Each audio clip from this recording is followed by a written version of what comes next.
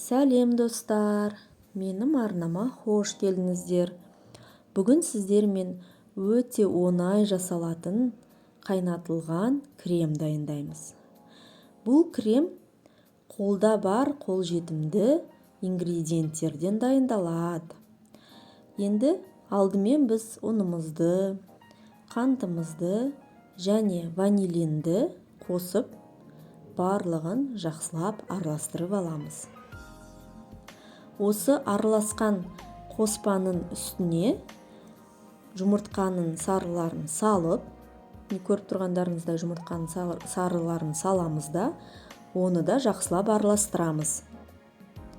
Жұмыртқаның сарысы әбден жақсы араласуы керек.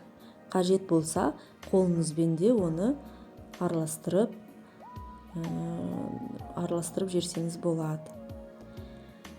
Міне енді осы дайын болған қоспаны қайнаған ыстық сүтке аз-аздан салып, жылдам араластырамыз.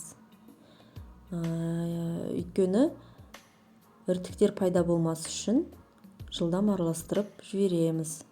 Іртік немесе орысша айтқан кезде комочектар.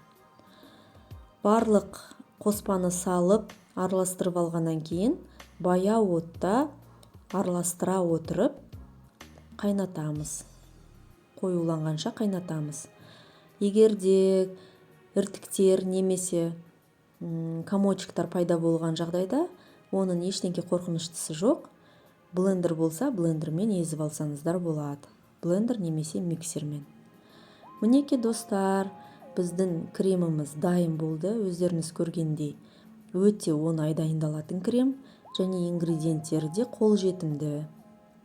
Қолда бар қолжетімді ингредиенттер.